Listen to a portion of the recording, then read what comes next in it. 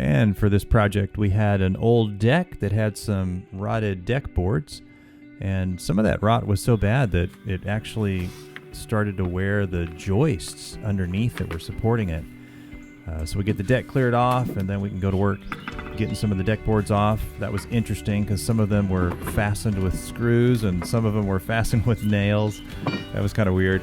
You can see here how the joists were really weathered, really worn away just by the rain over time.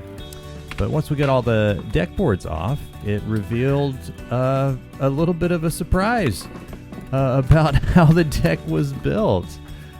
So here you can see on the left how evenly spaced all the boards are. They're 16 inches, just like they should be, all the way down, until we get right here. And then there's an abnormally large space on both sides.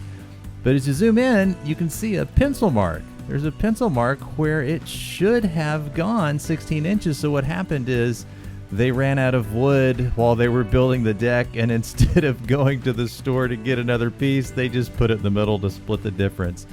I wasn't expecting to find that. Once we get everything cleared away, we can clear the debris. It looks pretty nice. There was a surprising number of joists that we had to pull out on this job.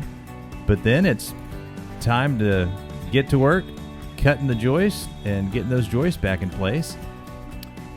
And once that's done, then we go ahead and get the tools oiled up so they last longer, of course. This tool here is one of my favorites. It's called a palm nailer, and it's really handy for driving in the nails on these little metal brackets. Those are called joist hangers.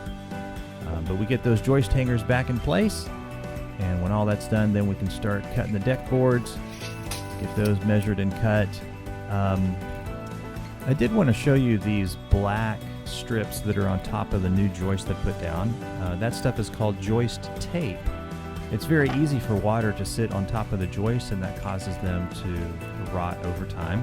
And the tape helps to mitigate that. So we've got new joists and even some protection so that they will last longer than they normally would.